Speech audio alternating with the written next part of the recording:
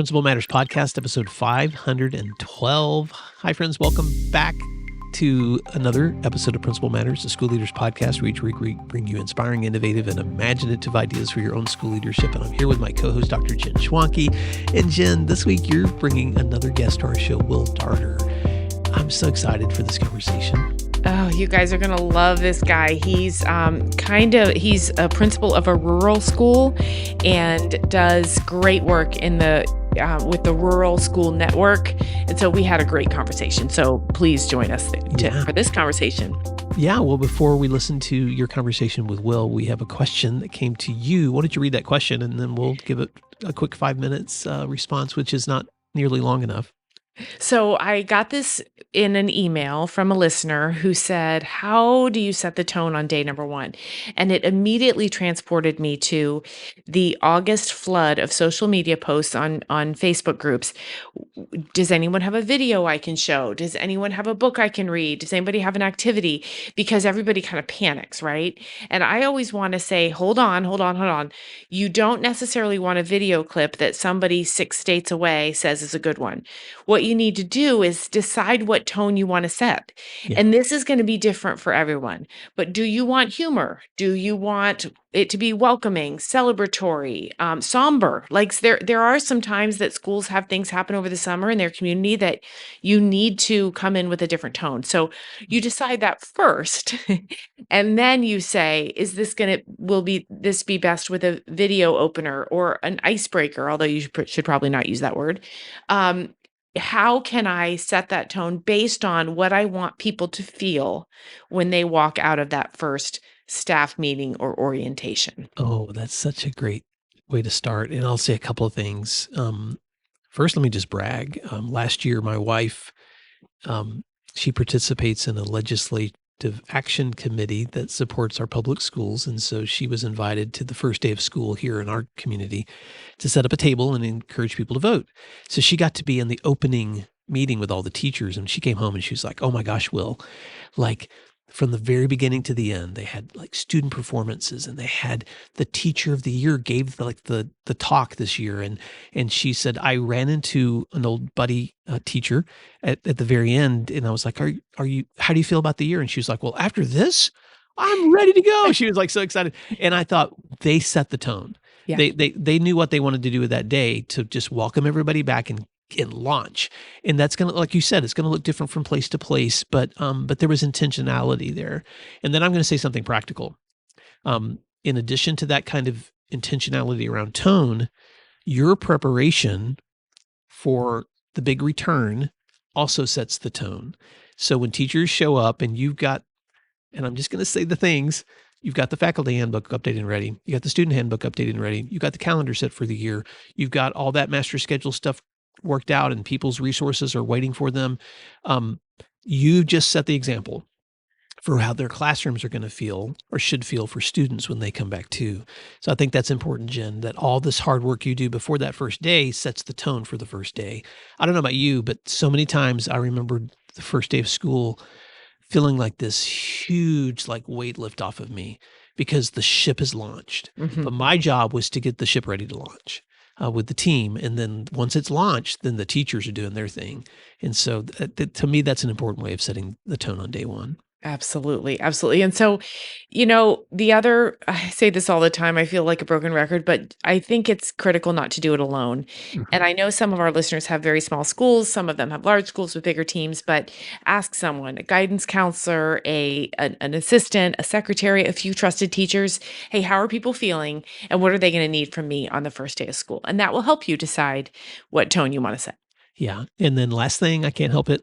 If you're revisiting your mission or your goals, which a lot of people do, then the flip side of that, and this is how I coach, is now show me in your calendar where those commitments mm-hmm. are being made with your time. So if you're going to make a aspiration, if you're going to say something that we're reaching this year or whatever, it better be reflected in the actual plan that you have on your calendar, or don't say those things. Exactly. So I think that's an important way for teachers to feel like the tone you're setting and the goal that you're pointing us towards is actually reflected in the work that's been done to set up this year that we're getting ready to accomplish together. So I'm not saying any of that to overwhelm people, Jen, but I just think those are important dynamics to keep in mind. But what a great question. Thanks for bringing that.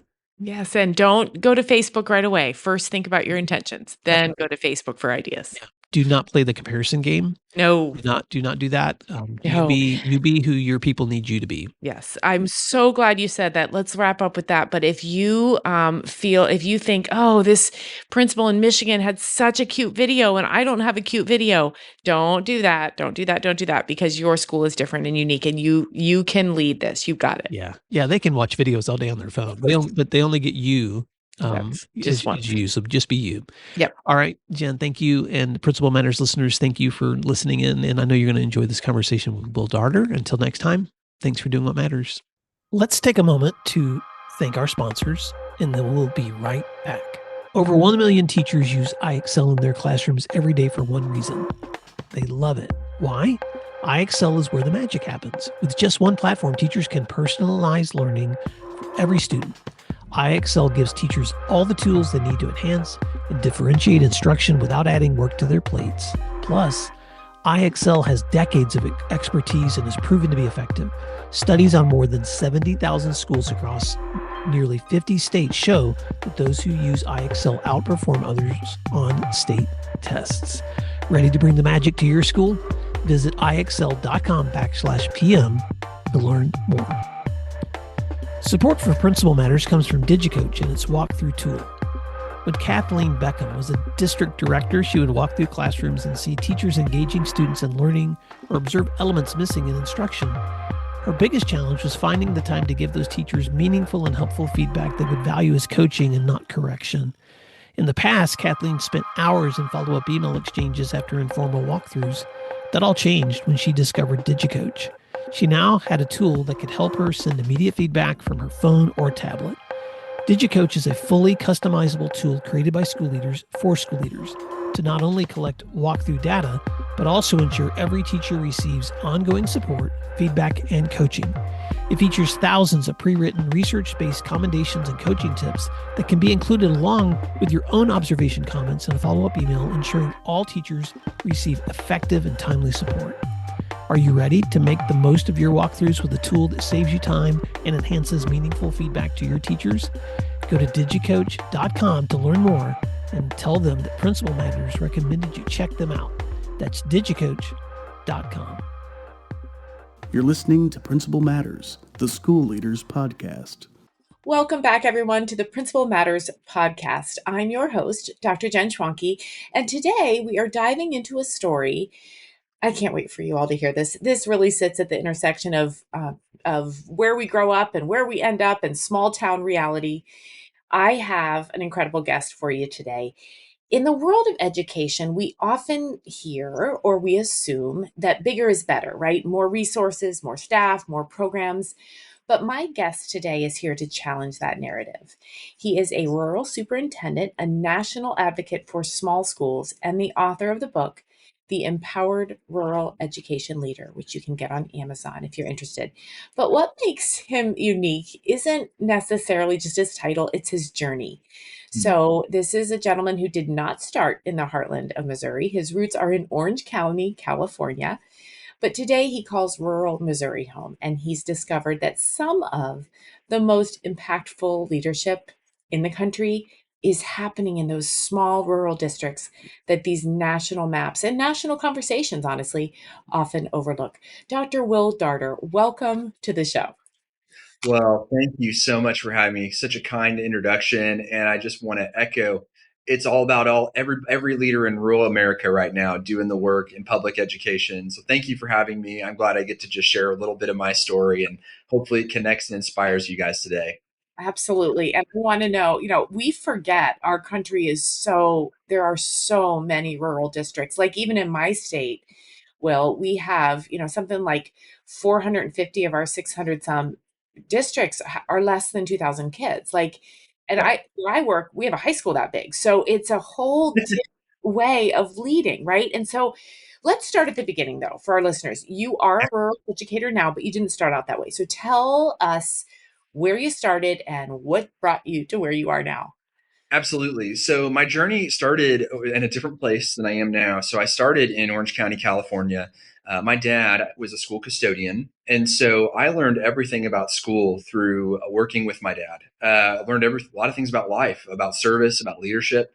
I always joke around, but I was the assistant custodian to my dad. And so even at growing up as a, 8, 9, 10, 11-year old, I was out there, working with my dad, making sure things looked great for my friends, and then I would see them at school, and so learned a lot about school, learned a lot about service and about making an impact in people's lives, and kind of grew up in that experience. You were talking just a little bit about beautiful weather, beautiful beaches, all of these wonderful things about all the places that we grow up, but the West Coast for me, and then kind of got to a place where I was ready to kind of start that career myself and move to the Midwest. And all of my friends who are great friends in California are always like, "Why the Midwest? Like what drew you out there?"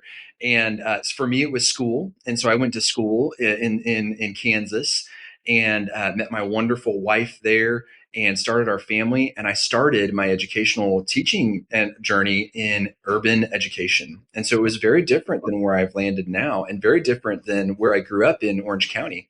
And so I started in urban education. I was a baseball coach, curriculum director. And during that time, I just learned what it meant to connect people and what it meant to connect content, right, to students. And so how does, teaching poetry impact somebody in an urban setting? It impacts their life tremendously. And so I learned the power of that connection and the power of content, the power of belief in what people could do. Our baseball team, funny story, was 0 and a million for decades. And we focused on building a strong culture. And at the end of our third year, we were 17-3. And so learned a lot in urban education, but mostly learned what it means to just love my neighbor, just to love people well and to serve them well. Some of those lessons I learned very early, serving with my dad as the custodian. Then fast forward a little bit, went to two suburban, very affluent districts, learned actually how to put systems in place, how to think, how to drive performance and student learning and engagement, even to a deeper level. But then as we started our family, just kind of had this call, right? And there was this district that was outside of our big city that always kind of had my heart. I remember driving through it and being like, this would be crazy one day if I was a superintendent in a district like this, right? And so then that opportunity happened and they posted their job. I went out and interviewed. And I've got to tell you, Jen, the minute that I walked in the door, I just had this sense that this is the right place for me. And so I've been here now. I've been serving, faithfully being a steward for 4 years in my current role in my community. And I got to tell you, small rural districts are where it's at. It is a special and wonderful place. Has its challenges, which I'm sure we'll talk about today, but definitely has its rewards as well. Right, right. You and I were connected because of our mutual friend and person we watch, Eric Nichols, who also is a champion of rural educator in That's Oregon. right. So, I think the more voices we lift up, I think it's a very, very risky assumption to think that only, leaders in suburban or urban areas have really cracked the code on leadership because as you said, it's different, right? And that's, I do want to talk about that, the culture shock that you may have experienced. I know, I mean, I grew up on a sheep farm, so I know rural. Even when I go home, I have to kind of code switch, right? And so talk to us about, driving out to that district, walking in, feeling like it's home, but also, wow, you probably don't have some of the resources or some of the, um, I don't want to say expectations because expectations in rural are very, Access, right? Yeah. yeah, tell me excess. Yeah, you take the mic. Tell me about culture shock. Well, I love the way you framed it. And it's funny because when I do talk to my friends in California, they're like, man, you are not Californian anymore at all. You are Midwestern to the core. And it's so funny because we're still friends. We still connect. I love the word that you use, the code switching, right? But when I walked into this building, it was so interesting to me because I had been a part of big systems my whole life and really my whole career. And when I walked onto the campus, I began to look around and say, I can impact that. I can impact that. I can build a team and we can do this together. And I have a dear friend of mine. He says small schools are like speedboats, and you can move them, and you can move, and you can go. And if you're a leader that has drive and ambition, you can make a real impact, right? And our big districts are like cruise ships, and I think you need both. I think you need both to play the role that they play. Comes to the culture shock side, it's so funny because I feel like I've kind of assimilated into that rural point of view and that rural lifestyle where it's almost a culture shock to go back, to the larger systems that I was a part of, or even to where I grew up. And so just the ability to be okay with that is something that I've learned as a leader. That, and we'll talk about this a lot today, but the ability to embody your community and to care for your community the way it needs to be cared for, not what you want to get out of it. So we'll talk a little bit about that, but that's the heart of leadership and in rural communities. And I think you see that in spades with Eric. Absolutely. Right, right. That's a perfect segue to this question. You've mentioned that there's a powerful story behind small schools that often goes untold. Why do you think the national narrative overlooks rural districts? And how are you and your colleagues like Eric and your book helping to change that? What a great question. So I think nationally, rural schools are seen as out of the way, right? Or they're seen as kind of over there schools. In my book, I call them gravel road schools. And it's just, many times we see maybe an older building and we drive by it and we're like, man, who lives in this area, right? And it's just kind of like, man, and then I think the national narrative is, man, we're spending money out in this area for these schools, and should we be spending money in these areas for these schools? And I go through a whole conversation with people usually that I think rural schools are actually the best model for state funded because we really don't have a lot, but man, we sure do pack a punch and we do a lot. And so the national narrative is really kind of forgotten. Rural schools are forgotten. Rural schools are kind of out of the way, and they're often rebuked because they just don't have necessarily the flash, right? And one of the things that's so important to me, and one of the reasons that I put this book and my colleagues, we work together, is I think that more than being flashy, I think leadership is about being faithful. And I really think that the call to rural leadership is not a call to ascend the ladder of status. It's the call to climb the wall of significance. And so everybody can do that. You can do that in a big district, you can do that in a small district, but in a rural district, there's no hiding.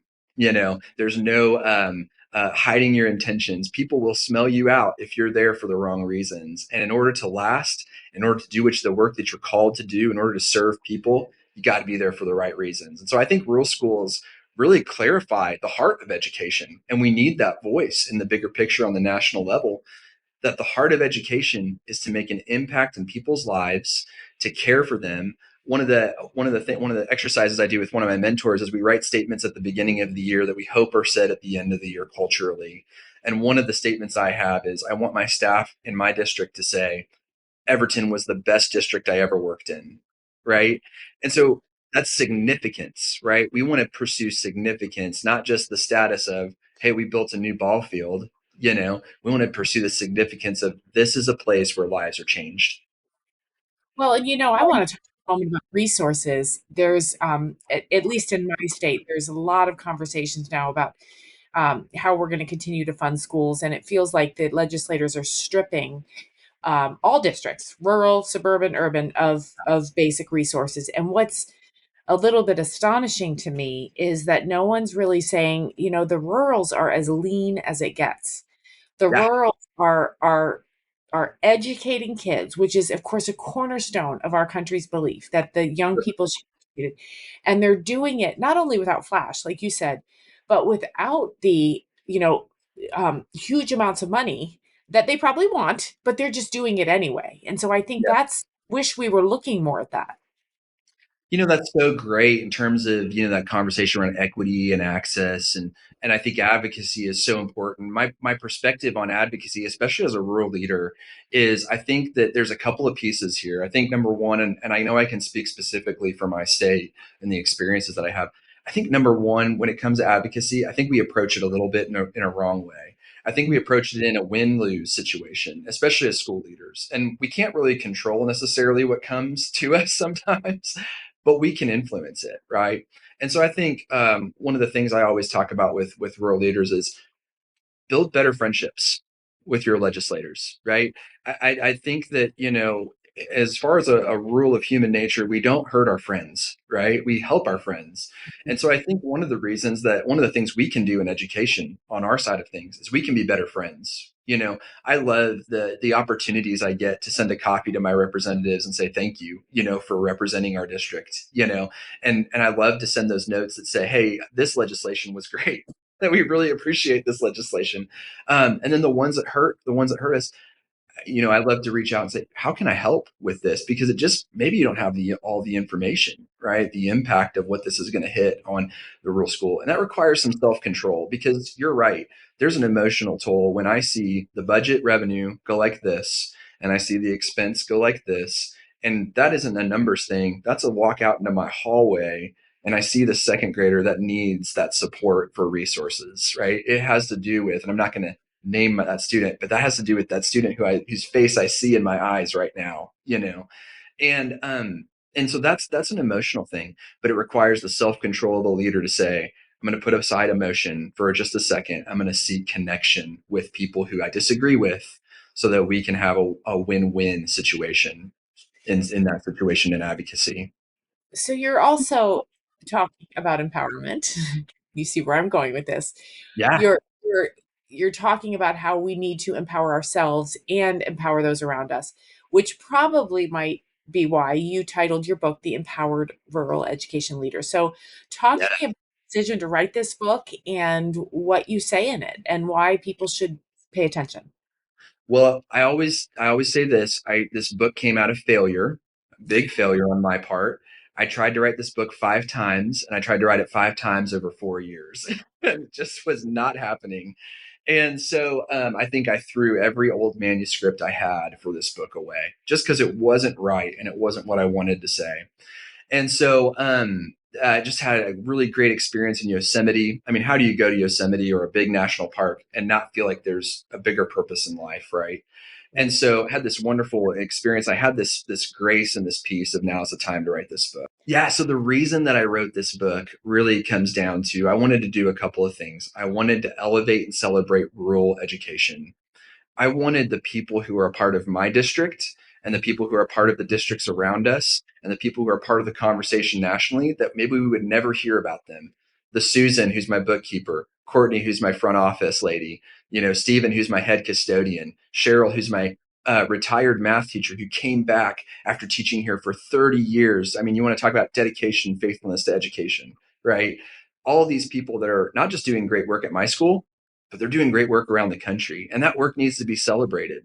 And then the last reason I wrote this book, Jen, I wanted to inspire leaders. I want to inspire young leaders, young at heart leaders who say, man, I feel this call to education. And I wanted them to see rural education not as a fallback plan, right?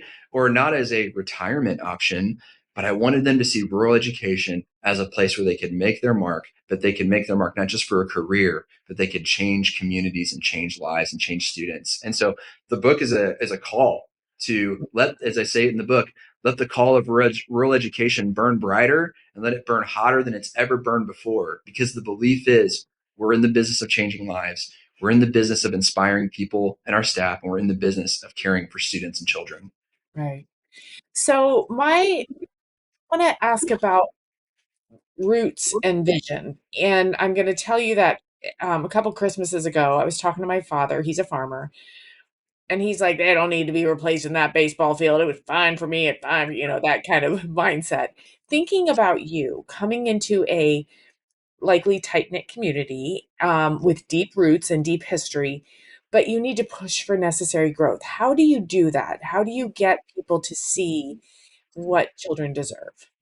It's funny, it's turning kind of into a theme of this episode, but I learned this through failure, right? So I learned a lot of the valuing of tradition. And I did come into a community that had, its traditions, its ways.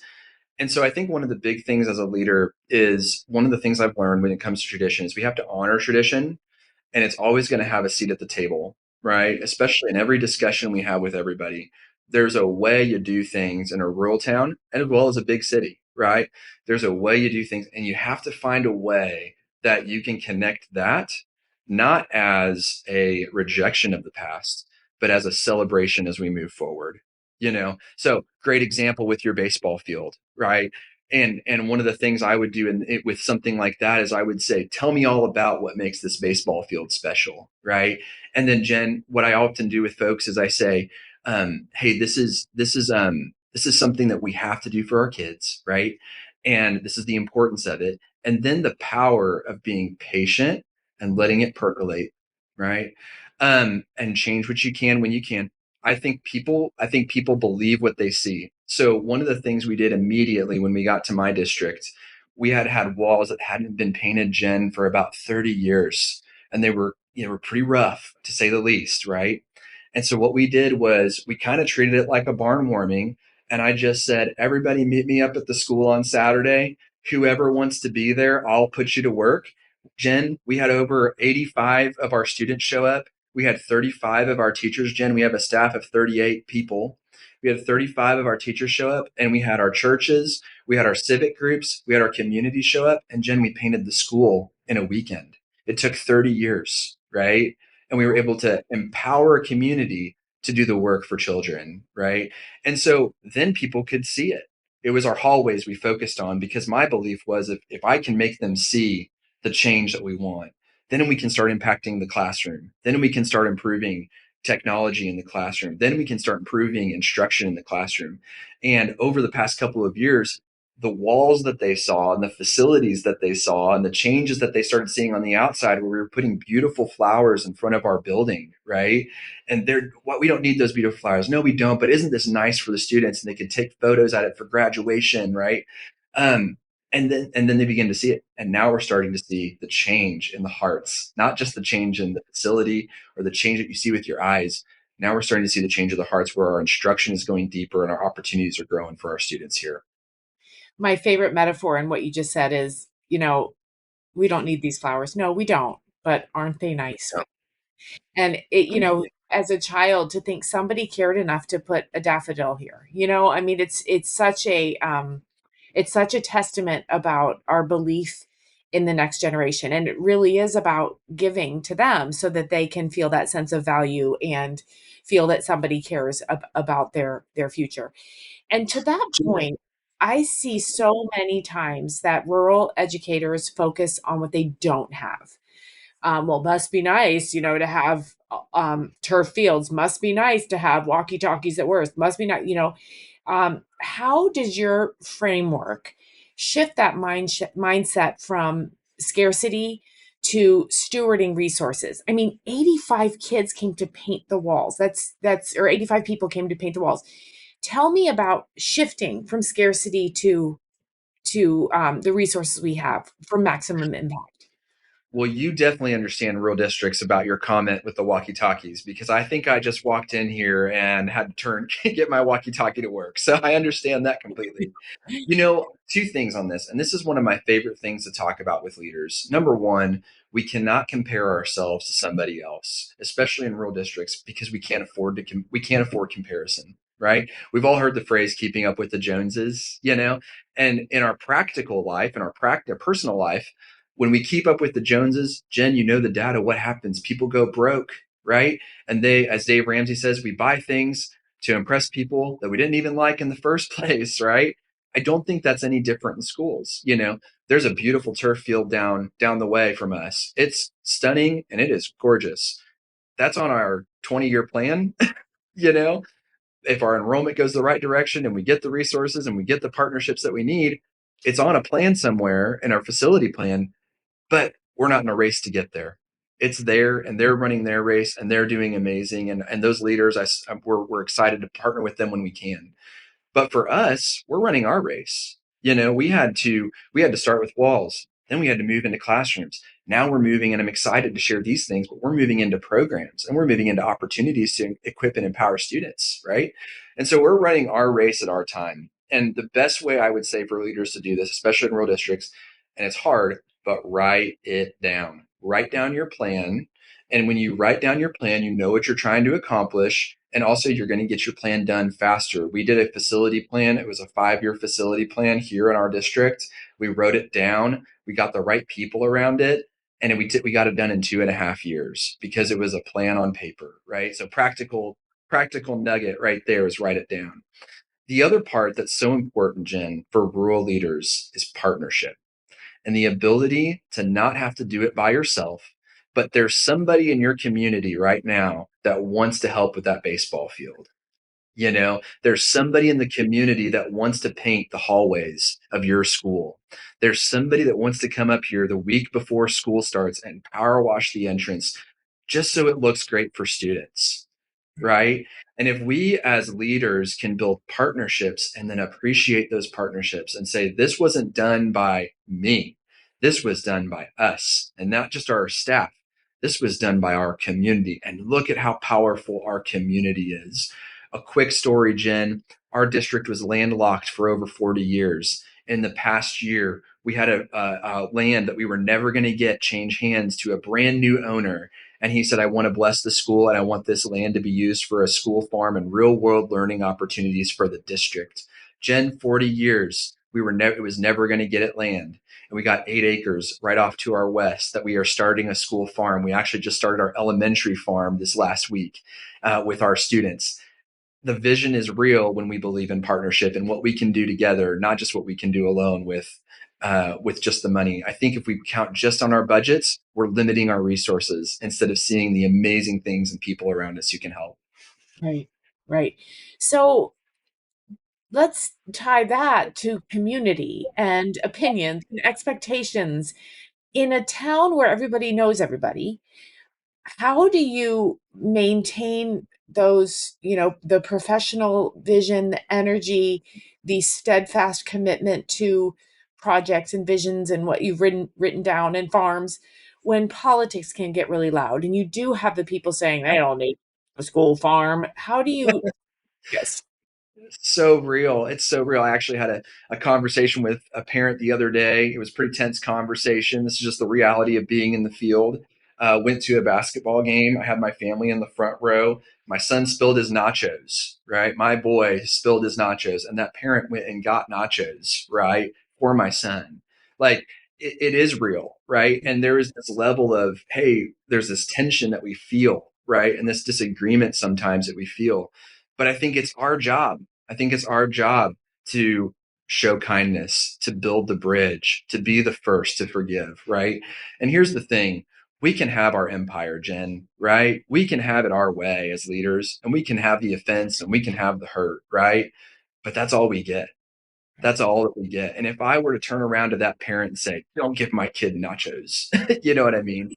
I was right, that's all we would get. But in that moment, there was a moment where we could have some reconciliation. Remember, hey, we're here for children. We're here for each other. And in a rural area, I may disagree with you, but I'll give you the shirt off of my back if it's going to help you, and we'll do what we can for each other. And so I think the ability to be honest, I think the ability to be kind, I think the ability to be fair. One of the things I always share with people when I give them a hard decision, hey, is that fair to you? I want to be super fair to you. And is that fair to you? And usually the answer is yes. And if the answer is no, then I'm like, let's have another conversation. Right. It sounds like we need to talk some more stuff out. So just the ability to be kind. And like I said earlier, being a good friend is the most important thing that you can do as a leader to those around you when you're trying to build a community that is equipping and empowering students. I'm thinking about, if I remember, I will title this episode "Forgiveness Looking Like Nachos." I That's a love great. Right. I also am thinking about my friend Greg. He's been on the podcast before after a horrific experience with a school shooter of someone in his community. And he texted me a couple weeks ago and he said, rural principal, some kids as a prank had put a bunch meaning like 4 yeah. small bait fish in his mailbox.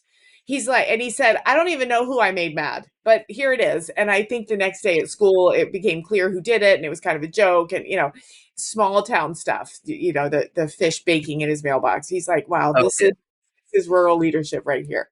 it truly is. It So truly is. I think it helps. My friend Greg is very involved in a professional organization to help him not feel like he's on an island. It's very Yes. easy for rural educators, teachers too, principals, superintendents to feel like they're alone, nobody gets it. So what are the specific things that you advocate for that help leaders reduce that burnout and gain clarity in what they're supposed to be doing every day? So good. I think number one is keeping the main thing the main thing. I love what Jimmy Casas always says, but he says, do you remember what you were like in the interview chair? You remember what you said? Remember the promises you made? Remember the passion that you had? And I just love that going back to that, they call it remember your why now, right? But Right. remembering who you are and remembering who you serve. The other thing I always share with leaders is actually like the people that you serve. Like I after our interview, I get to go out and I get to go have an awesome conversation with Courtney about the amazing work she did in our greenhouse for our elementary farm. Jen, I am excited about that conversation. You know what I Yeah. mean? And so we have to love the people that we serve. And when we love somebody, it's never because of what we're going to get back. It's because I get to be the one that gets to give it to somebody else. And Jen, let's face it, in isolation, that's hard. That's really hard to do. And so the thing I always encourage, especially rural leaders, is connection beats burnout. Connection beats burnout. And so a couple of strategies that I use, there's three guys in my life. Two of them are my mentors and one person I'm mentoring. So you need to be able to receive and you also need to be able to give with creativity, right? And we meet every single week. I have on my calendar that time does not move. Every single week I meet with these three guys and we talk. And sometimes it's just by phone, but most of the time it's like this through Zoom. And so every single week, that's the connection. Those are my three. Those are the inner circle. That's the core of who I'm around. Our values, our faith, the things we're shooting for in life, right? The impact we want to have in our school, they align, right? So number one, having a close circle, having an inner circle. Number two, connection, show up to places. Jen, another thing I learned this year, there was a friend of mine, a superintendent, who had been inviting me to a meeting. And I would not, I was like, I don't want to go. I don't want to go. I feel weird. And let's face it, working in education, you're still kind of in high school, right? Like, and so you feel like there's weirdness or things. Jen, I went to the meeting last week. It was amazing because I said to myself, I was willing to show up. You know what I mean? And so sometimes I think that isolation, we do it to ourselves as rural leaders. Right. Have the inner circle, but be willing to show up, try new things, try to build a new relationship. And at the end of the day, if you're still feeling isolated, you can always call me and I'll always have your back and we can talk through it.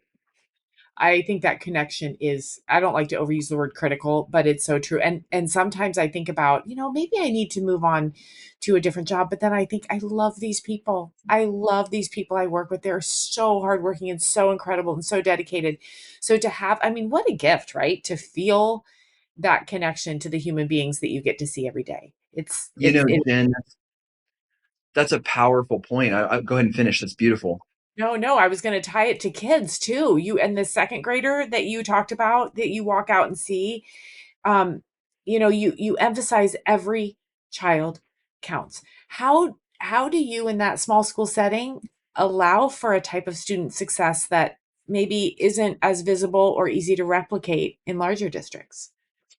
Jen, what a great question. Here's the small and simple truth about what makes small schools different.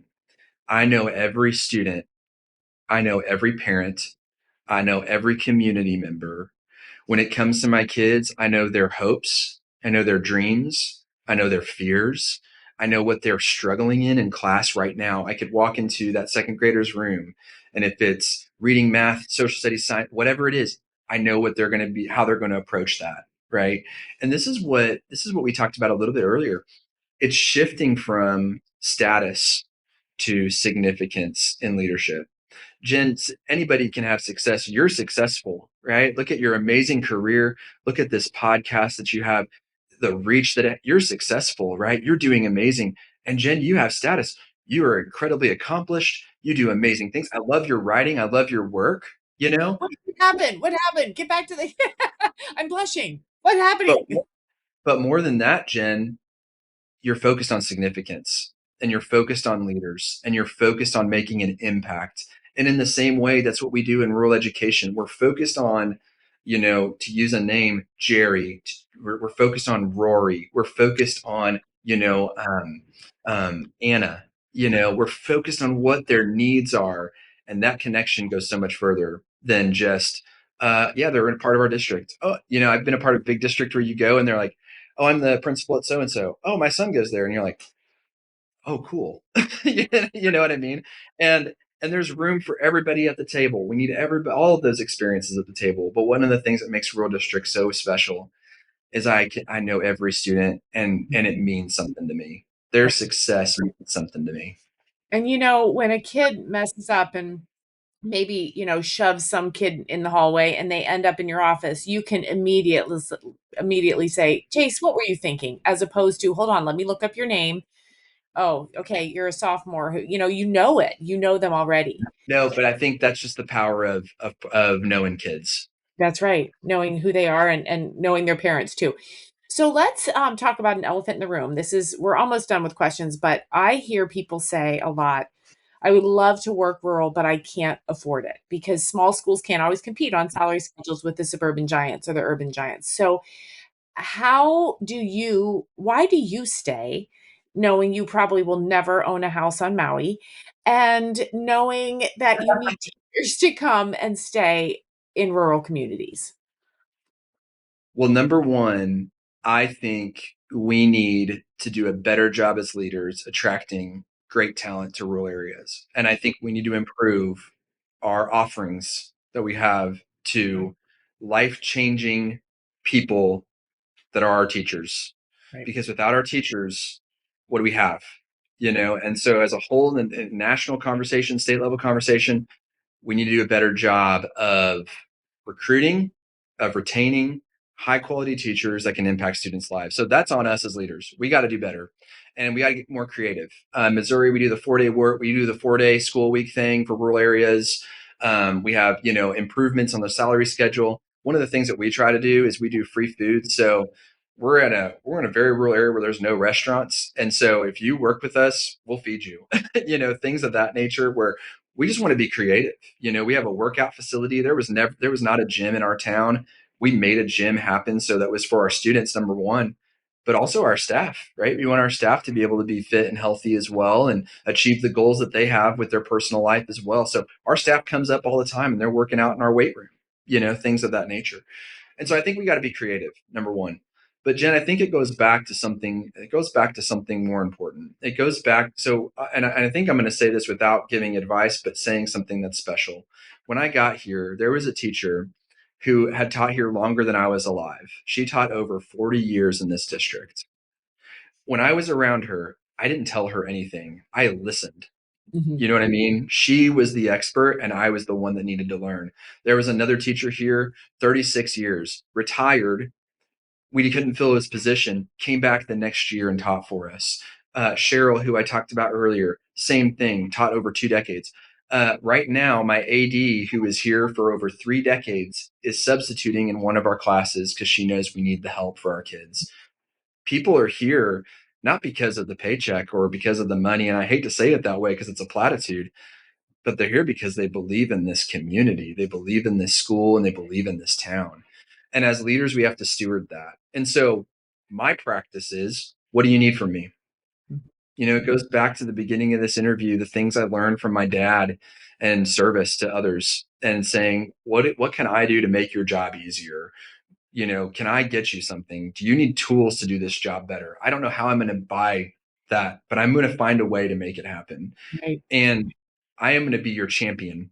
And I will make sure that you have what you need to do the life-changing work that you're doing for students. And that's what makes rural schools special as well, is we as leaders have to be committed to the success, not of our success, but the success of our students and the success of our teachers in our community.